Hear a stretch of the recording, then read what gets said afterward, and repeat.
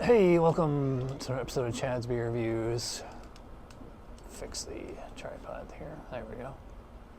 Alright, so first time outside with the mic on. Make sure. Alright, we got a green. Alright. Let me know if you guys can hear me okay.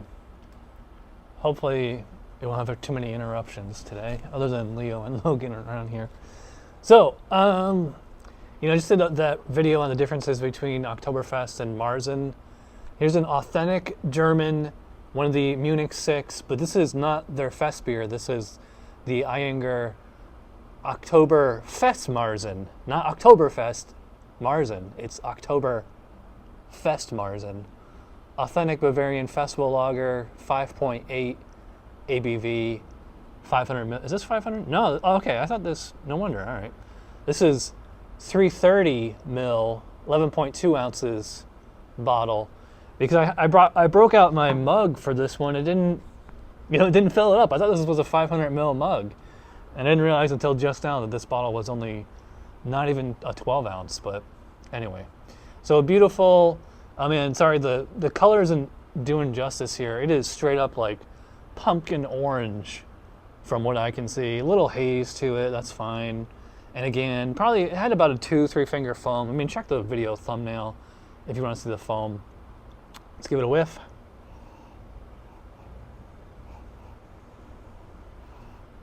Yeah, definitely bready. Just kind of like a whole wheat bread. It's funny that we compare so many German lagers to bread because bread is made with wheat and German lagers are not. The only German beer that's made with wheat is the 𝗙𝗸𝘁, 𝗙𝗸𝘁, and the Weizenbach, which I love. But there's no wheat in this beer. It's just the main four: barley, wheat,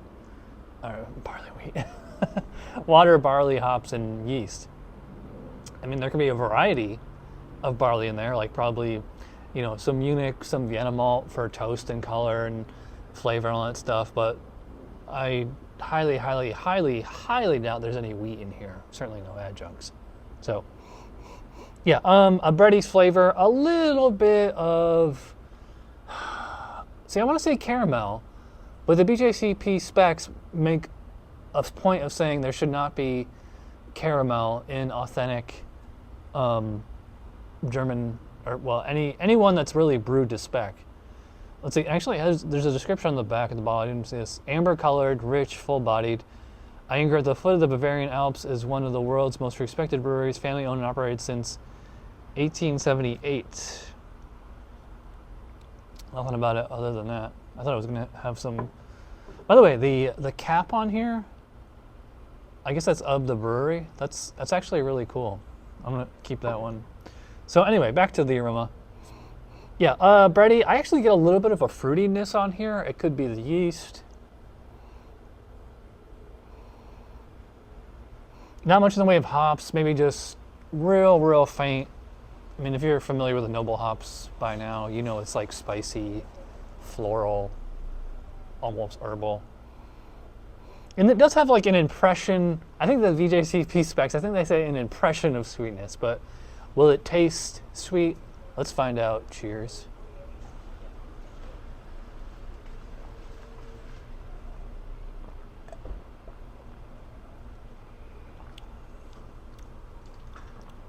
Yeah, lovely. Just pure.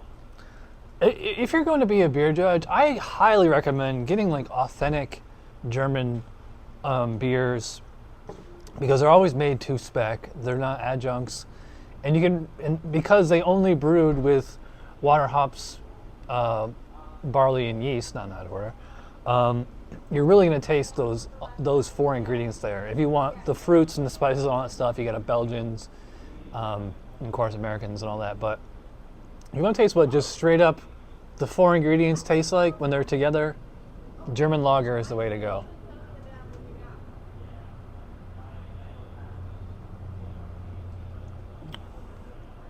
See, it is a little bready, and even though, like I said on the nose, there was like a slight caramel or the impression of sweetness, it does not taste sweet at all.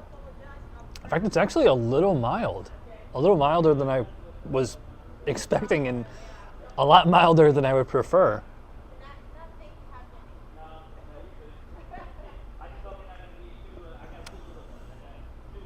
There's like slight breadcrumbs on here, slight toasty character, like a bread that you put in the toaster for like not even a minute, you know, and like it just gets maybe like a slight golden color to it, you know, like that kind of a taste. I do pick up on the hops here. There is, like I said with the aroma, just, you know, the noble hops, a little bit of spice on this one, almost like a rye or a peppercorn. I'm not going to give you guys, you know, a whole class on the differences between hops, but you know the noble hops, you know that flavor, you know that aroma.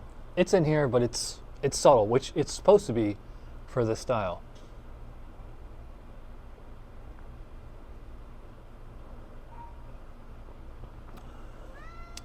Mouthfeel is on the thinner side. Well, thinner than I was expecting, thinner than I prefer. I'd probably call it like medium light body, medium carbonation. I will say it's very smooth. It's actually quite refreshing as I'm drinking it.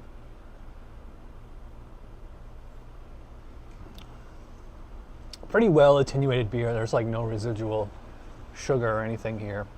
In fact, that would be my only complaint is that it's maybe a little too dry or a little too mild. But also, you know, I think I'm going into this from an American drinker's perspective, and again, I blame Sam Adams because Sam Adams Oktoberfest is probably like the best-selling Oktoberfest in America. I mean, say what you want about Sam Adams. I mean, go to local supermarket, even gas stations, coast to coast, all 50 states, you're probably going to find it. And not to mention, you know, so many bars and restaurants will carry it. And that beer is definitely quite sweet, quite caramelly. I don't know if they add any kind of flavoring to it or if they just, you know, the malt that they use or the yeast that they use just tends to produce these more sweet flavors or doesn't fully attenuate or whatever. Like so many American craft beer Marzens, they make a point, like when I reviewed the 𝗙𝗲𝘀𝗁𝗿 on my Instagram a couple weeks ago, they actually made a point of saying on the can caramelly, and like it had a little cartoon of like little caramel nuggets. And it's this style is not supposed to be caramelly. It's supposed to just be straight up bread.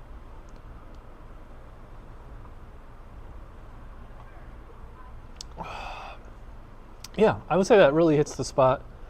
You know, 5.8, you know, a little strong for what most people would consider a session beer. But yeah, it's pretty lightly hopped, so like it's real smooth. I think this is like a good starter Marzen. You know, if you have an aunt, uncle, grandparent that like they see anything darker than Bud Light, they're like, oh, that's too dark for me. You know, they would probably like that. See, I like this one.